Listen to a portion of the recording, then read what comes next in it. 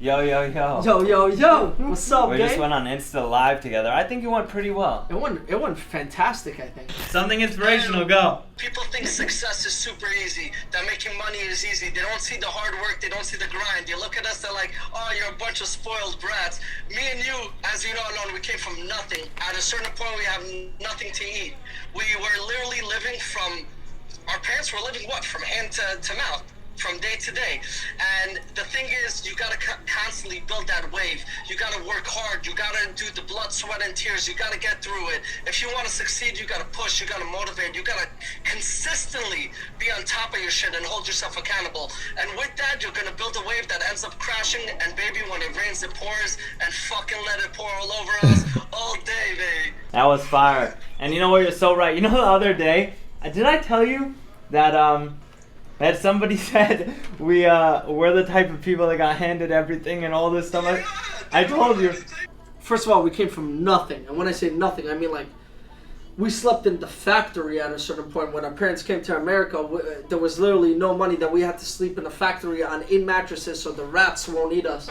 Dude, you know what's so funny when you bring that up? Steve and I toured a building the other day, and my dad came, and Allon was there. It was a big group, and we're touring the building, and there's a woodworking factory there. How sentimental was that moment? Yeah, you guys were talking about how nice that was. They were almost in tears. Me and my dad were hugging each other, walking around this woodworking factory, checking out the machines, everything. It brought us back to the MRG days when me and you would sleep on the plywood. On the plywood. Our dads wouldn't return. I promise you guys, our dads weren't killing it. It was very tough, but they were returned. Sometimes I wouldn't see my dad for 3-4 days straight. 100%. And we didn't have the money to go to day school or Hebrew school or anything, and it wasn't. Our moms used to put us together and just teach us. Yeah, and that's where we would go every day. Yep. So it's nice now to live, better. But how do you? People don't understand. How do you get to this point to actually live better? It's holding yourself accountable. It's actually taking risks. It's working. It's doing things. How many companies have you started and failed? How many times have you got fucked over? I'm your cousin. Obviously, I've been with you through everything, so I saw how much times you struggled and went through things, and there was tough times, man. Yeah. Can I ask you guys a question? What do you think it is about your background that shaped you into what you are? A lot of our parents' work ethic, 100%. I see that. Our parents worked hard. Mm-hmm. They worked hard, and we're the newer generation, so we have the leg up on things that, we learn from a lot of their mistakes and other mistakes. By no means are they wealthy people, but we just happen to be immersed in today's society where we got to meet those types of people, and they're just like everyday people, but we have that work ethic from our culture and our family, and that sticking together mentality is second to none, at least where we're from. Number 1 is family. Number 2 is business, right?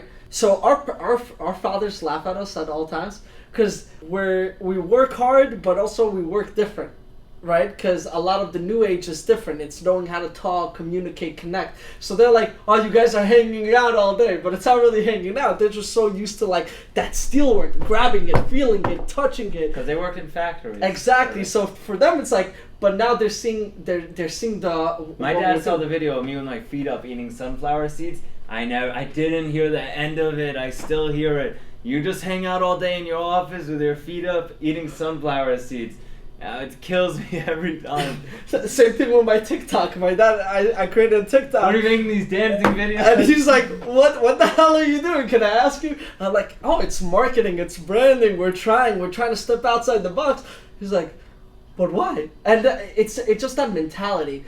But I think what also motivates me, and I think it motivates you too, that moment when we didn't have like $1 in our pockets, and I remember those days having $0 in my pocket, and I'm thirsty or I'm hungry, and I know I can't buy myself a sandwich, and maybe I look like I have money, but I don't have anything, and it's just knowing that that's where we came from, and that can happen. It's just like, okay, we need to be smart, we need to save, we need to grind so we don't get back there, and we don't want to grow up in the same feeling of, I remember as a kid getting 3-day notice. I was 10 years old and I already knew what 3-day notices are. I knew what being late on the gas bill, because my parents shared everything with me, so at 10 years old, I'm like, 3-day notices, okay, they want to kick us out. Gas bill, okay, we need to pay gas to get warm in the apartment. Water bill, this, that. I was like... And the laws have changed so much since then.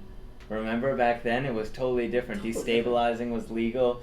Since the IAIs and all these things Yeah. have come out, it's like totally new planet. But back then, they would shut off your gas like that. Like that. Like they wouldn't even blink. You Evictions blink was and gangster. your lights were out. Like it was, yeah. Evictions were gangster. Evictions were 6 weeks. You're out. Cable No. company? Yeah. Up. Yeah. You don't pay, it's It's not up. like that anymore. No, it's different. It's more tenant friendly. Mm-hmm. More tenant friendly. But I remember those days, and I'm like, it grew me up quick, and it gave me a lot of sense of But responsibility you know what and it is? accountability. We can't forget. Not everybody that's watching is from New York. Like this is still a thing in the Midwest. Correct. Like you go to, I don't know, Tennessee, Ohio, all these places, they're extremely landlord friendly. Like you don't pay, boom, gone. Right. New York, Cali, it's a whole different ballgame. You know, Texas, you don't pay 2 days, they figure things out, the sheriffs get involved, within 2 weeks you could be evicted. And it's funny, even a Insanity. developer friend of mine, he went down to start investing in Florida, and he said 30 days, people are out. It's different. New York, And they cut your gas, they cut your electric, they cut your oil, everything's gone like that. how many people... The mobile homes, they literally tow your homes off the lot. Go sleep in the Walmart parking lot. It's insanity. So we got to keep that in mind. You know, 100%. A whole different ballgame. But also, for you as a landlord, how long can it take to evict people? I know people that are sitting down on properties that have people in there for a year to 2 years, and they can't manage to get them out. And they still paying taxes. They still have to pay taxes. They're paying mortgages. They're paying everything. And the state is telling them that the tenants don't have to pay. Yeah, And I it's know. 2 years later, and they're dying. They're hungry. How can I get my money? I have a building, but they don't want to pay me. Can you at least kick them out? They lived here for 2 years, and they won't do anything. And I know you ran into a few of those with your tenants. I have one right now. He's sitting on my house 11 months. He hasn't gone out. But that's because COVID. Yeah. If it wasn't for COVID, he would have been out right before. Yeah. What time is it right now? Right now, 10:22. 10:22. Just leaving the office. 'Huh. 10:22 p.m. It's dark outside.